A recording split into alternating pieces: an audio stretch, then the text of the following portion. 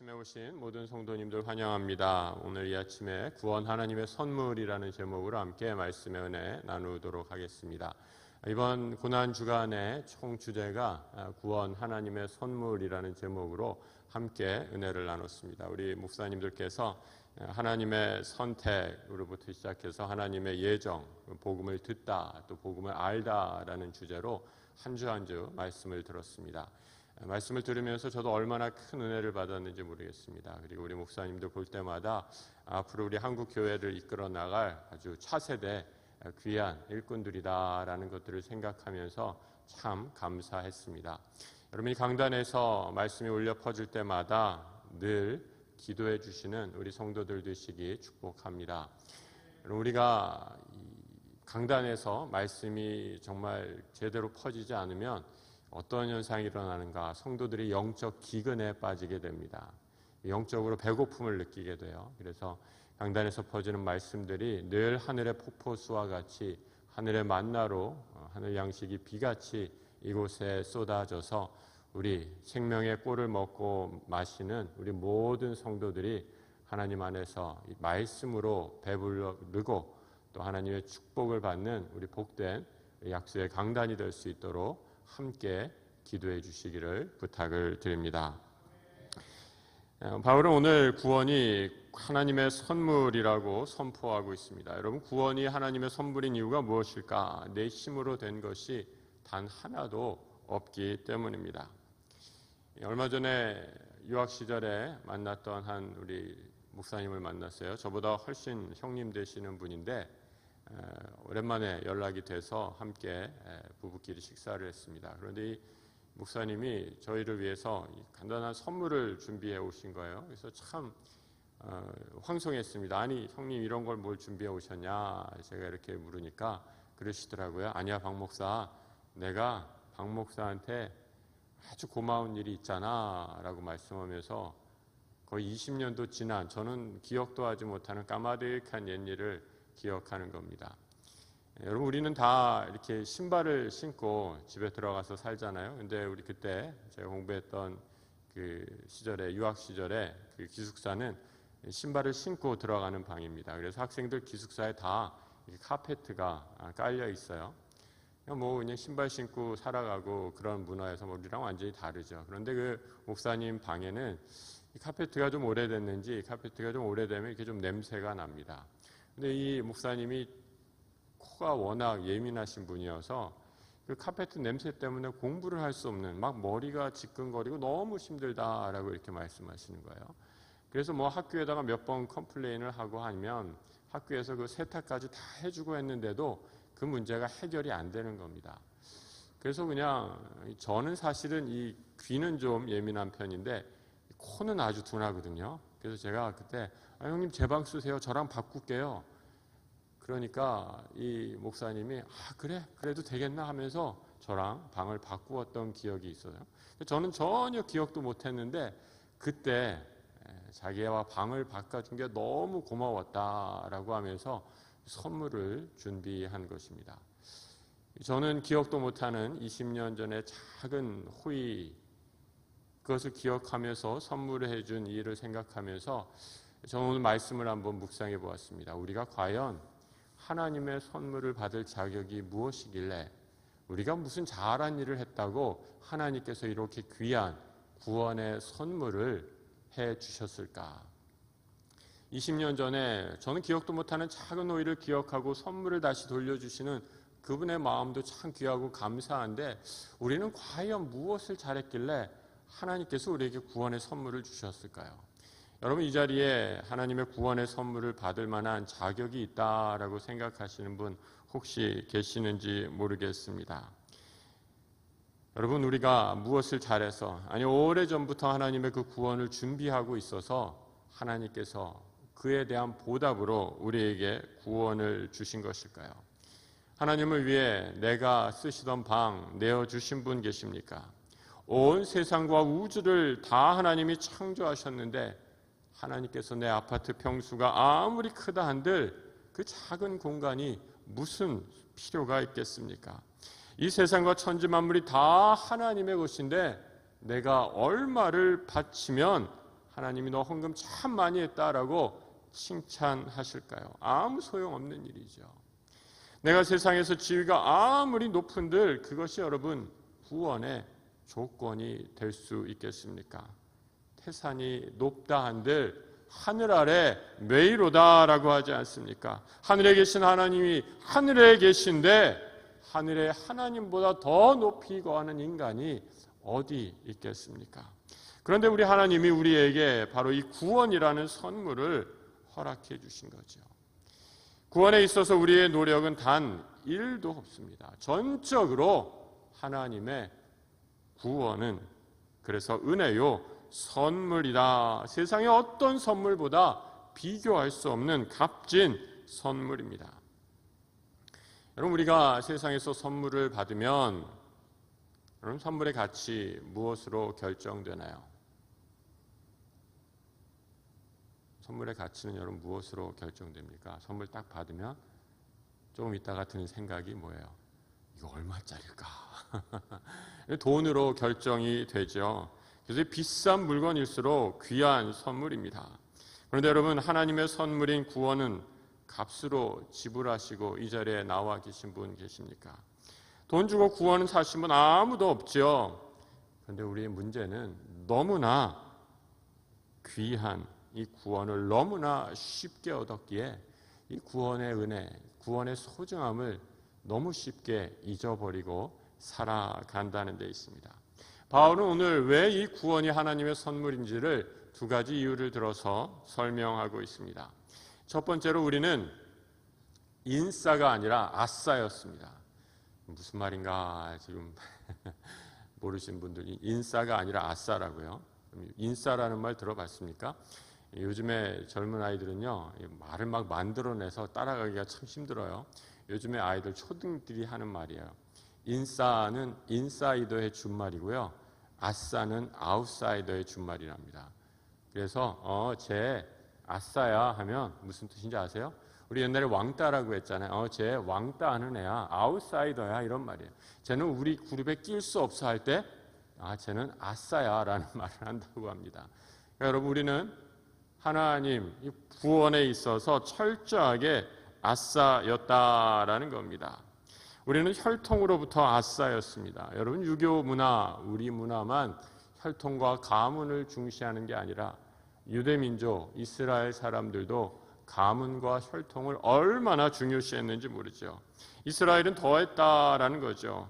유대민족, 아브라함의 인사이더였습니다.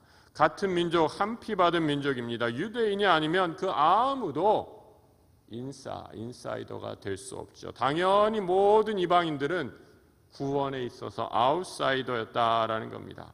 바울은 에베소서 2장 12절에서 이렇게 말하죠. 그때에 너희는 그리스도 밖에 있었고 철저하게 아웃사이더, 아싸였다라는 겁니다. 이스라엘 나라 밖의 사람이다. 약속의 언약들에 대해서는 외인이요 세상에서 소망이 없고 하나님도 없는 자였다라고 율법으로 철저하게 소외된 이방인들의 모습을 말해주고 있습니다. 하나님으로부터 구원의 선물을 받기 전에 우리의 모습, 철저한 아웃사이더, 하나님도 없는 그야말로 구제불능의 상태였다라는 거죠. 여러분 이스라엘에서 아싸 이방인이라는 것 아무런 소속감도 없고 공동체도 없다라는 겁니다. 내가 속할 곳이 없기에 내가 죽으면 누가 내 죽음을 기억하는 사람도 아무도 없습니다.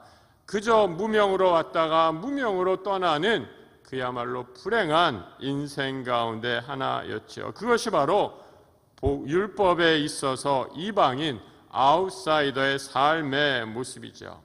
그 사람이 인싸인가 아싸인가 가장 중요한 표지는 바로 할례였습니다. 유대인은 할례로 상징되는 율법을 통해 하나님으로 나아가는 그 길이 가능하다라고 생각했던 거죠. 율법이 하나님이요 하나님이 곧 율법이기에 율법만 지키면 천국의 문이 활짝 열린다라고 착각했습니다. 여러분 우리 중에 이 자리에 오신 분 중에 나는 하나님의 자녀로 살기 싫어요 이렇게 거부하시는 분 계십니까? 아무도 없지요. 그렇다면 만약에 하나님의 자녀로 살기를 거부한다면 이 자리에 나와 예배하는 분 아무도 없을 것입니다. 그런데 내가 하나님의 자녀가 되느냐 안 되느냐, 다시 말해 내가 유대인으로 태어나느냐 안 태어나느냐는 내 힘으로 어찌할 수 없는 거예요. 내가 어떻게 내가 스스로 태어날 곳을 정할 수 있겠습니까? 그래서 여러분, 유대인들은 아침마다 일어나 이런 감사의 기도를 드렸다라는 거죠. 하나님, 내가 유대인 남성으로 태어난 것이 가장 하나님께 올릴 감사의 기도 제목입니다 라고 하면서 그것을 감사했다라는 거죠. 하나님이 나를 유대인 남성으로 태어나게 하셨다는 것 자체가 하나님께서 나를 선택하셨다는 증거가 되기 때문입니다. 율법과 혈통은 그래서 도무지 뛰어넘을 수 없는 철벽과 같은 장애물이었다라는 거죠. 바울은 예수를 만나기 전 자신도 하나님의 선민, 유대인으로 태어난 것을 자랑했습니다. 온전한 인사이더, 히브리인 중에 히브리인이고 베냐민 지파요, 가말리엘 문화에서 수학받은 정통 유대인으로 복음을 어기는 이방인들을 돌로 쳐서 죽이기까지 했던, 그야말로 율법에 있어서는 가장 인사이더 중에 인사이더다라는 자부심으로 충만했던 사람이지요. 그러던 바울이 다메섹에서 만난 분이 바로 예수 그리스도입니다.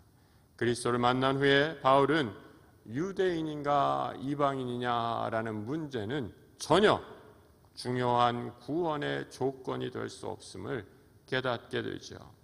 그가 예수를 만나고 깨달은 것, 바로 자신이 하나님의 진노를 피할 수 없는 죄인이라는 것입니다.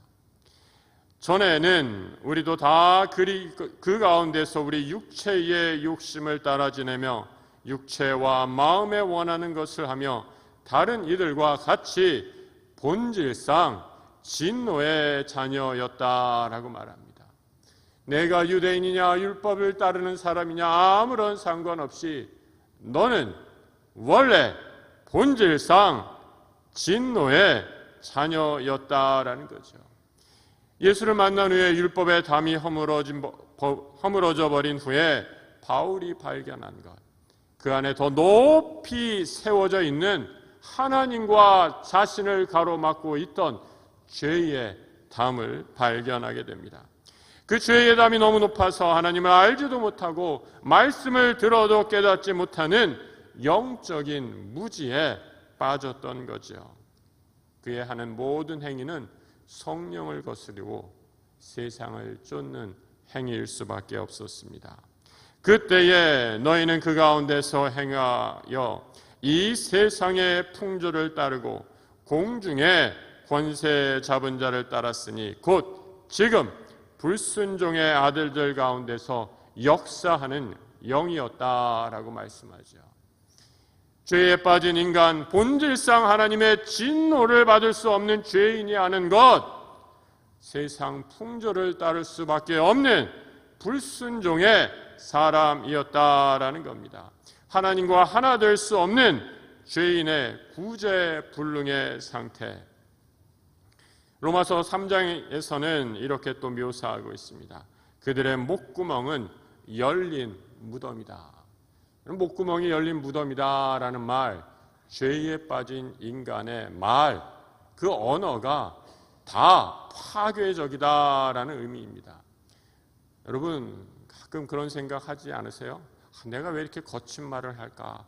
그 말을 하면 안 되는데 그 말을 해놓고서 왜 내가 또 이 말을 했지? 이 말만 안 했으면 그 사람이랑 아내랑 남편이랑 싸우지 않아도 됐는데, 그런데 막 화가 치밀어 와서 그 말을 확 해놓고 걷잡을 수 없게 큰 싸움을 벌이고 또 더 큰 화를 불러오고 후회하고 지난 일을 반성하기도 하지 않습니까? 왜 그럴까요? 우리의 말이 왜 그럴 수밖에 없을까요? 바울은 오늘 그 이유를 우리의 목구멍이 열린 무덤이다라고 얘기하고 있습니다. 말할 때마다 죄에 빠진 인간의 말, 그 자체는 파괴적일 수밖에 없다라고 말하는 거죠. 그 혀로는 속임을 입삼으며 그 입술에는 독사의 독이 있고 그 입에는 저주와 악독이 가득했다. 그 발은 피 흘리는데 빠른지라 파멸과 고생이 그 길에 있어 평강의 길을 알지 못하고 그들의 눈앞에는 하나님을 두려워함이 없었다라고 말해 주고 있습니다. 하나님을 떠난 삶, 죄에 빠진 삶, 에덴이라는 기쁨의 동산은 기쁨과 충만의 삶이었는데 에덴을 떠나 신락원에서의 삶, 그 죄된 인간의 삶을 조건 지어주는 특징이 무엇이냐? 바울은 파멸과 고생이다라고 얘기해 주고 있습니다. 여러분, 왜 우리 삶이 이렇게 힘든 줄 아십니까? 어떤 분은 돈이 많으면 좀 나아질 거다라고 착각하시는데 절대 그렇지 않습니다. 우리 삶의 재산이 아무리 많다고 해도 우리 삶의 조건은, 인간이 처한 삶의 조건은 결코 나아지지 않습니다. 조금 더 편리해질 수는 있겠죠. 그런데 여러분, 돈이 있다고 우리의 삶의 조건이, 인간의 실존이 더 나아지는 것은 아닙니다.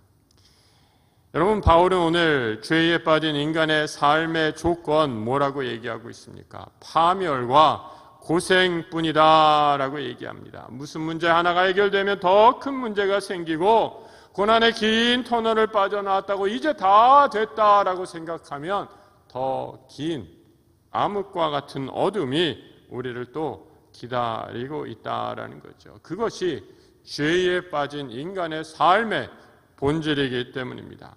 성경은 이를 우리에게 가르쳐 주죠. 죄에 빠진 인생 늘 파멸과 고생뿐이다. 이 파멸과 고생의 굴레를 결코 벗어날 수 없다라고 말하는 겁니다. 파멸과 고생에 빠져 있으니 당연히 평강은 꿈에도 생각할 수 없습니다. 평강, 화평, 우리 에베소서에서 무려 5번이나 나오는 에이레네라는 말의 번역어입니다. 평강이 없으니 인생은 늘 파멸과 고생뿐이죠. 그것이 바로 인간의 실존이었던 것입니다. 혈통적으로 하나님 밖에 있던 이방인, 그리고 죄로 하나님과 막혀있던 우리, 다 우리가 이방인입니다. 여러분들 이 가운데 내가 아브라함의 후손이요, 아브라함과 조금이라도 피 한 방울이라도 섞인 분이 있습니까? 우리는 하나님을 알지도 못했고 하나님과 가까이 할 수도 없었던 율법과 죄로 인해 도무지 구원받을 수 없는 존재들이었던 것이죠. 그런 율법과 죄의 장벽을 허물기 위해 그리스도께서 이 땅에 오신 것입니다. 그리고 그리스도의 피로 우리를 가깝게 하셨다, 바울은 에베소서에서 표현하고 있습니다. 여러분, 예수의 피가 얼마나 신기한지, 예수의 피가 이 땅에 떨어지는 순간 하나님과 우리의 멀어졌던 간격이, 그 거리가 마치 지남철처럼, 자석처럼 점점 더 가까워지게 했습니다. 여러분, 죄는 하나님과 우리 사이를 영원한 간격으로 떨어지게 했다면 예수의 십자가의 보혈의 피는 하나님과 우리의 죄를 점점 다 씻으시고 하나님과 우리를 점점 하나 되게 하시는 놀라운 능력이었다라고 말씀해주고 있죠. 그리고 예수의 피로, 파멸과 고생으로 단 하루도 평강이 없는 삶을 살던 우리가 마침내 평강을 누리게 되지요. 그는 우리의 화평, 평강, 에이레네라는 말이죠. 둘로 하나를 만드사 원수된 것, 중간에 막힌 담을 자기 육체로 오시고 법조문으로 된 계명의 율법을 폐하셨으니 이르니 둘로 자기 안에서 한 세 사람을 지어 화평하게 하셨다라고 말씀합니다. 예수의 십자가 피로 율법의 담을 허무셨습니다. 그리고 이방인과 유대인의 모든 간격, 그 구별을 철폐하셨습니다.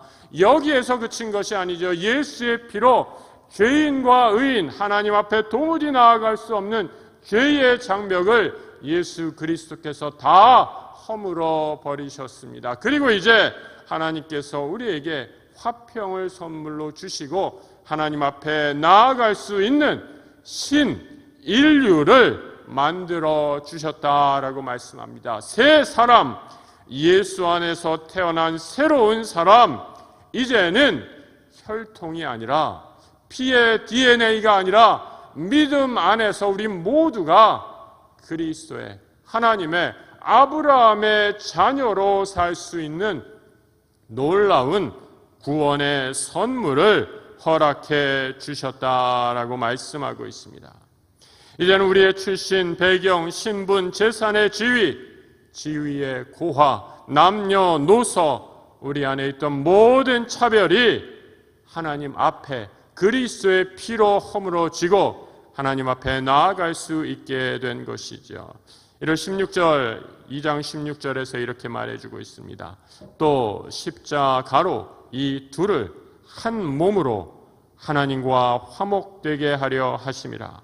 원수된 것을 십자가로 소멸하시고 또 오셔서 먼 데 있는 너희에게 평안을 전하시고 가까이 데 있는 자들에게 평안을 전하셨으니, 먼 데 있는 너희에게 평안을 전했다라는 것은 이방인, 우리와 같은 사람을 말하고, 가까이 있는데 자들에게 평안을 전하셨다라는 것은 유대인들을 의미하죠. 유대인과 이방인, 이방인과 유대인 아무런 차별 없이 그 율법의 담이 허물어짐을 통해 모든 사람에게 하나님의 에이렌의 평안을 전하셨다라는 거죠.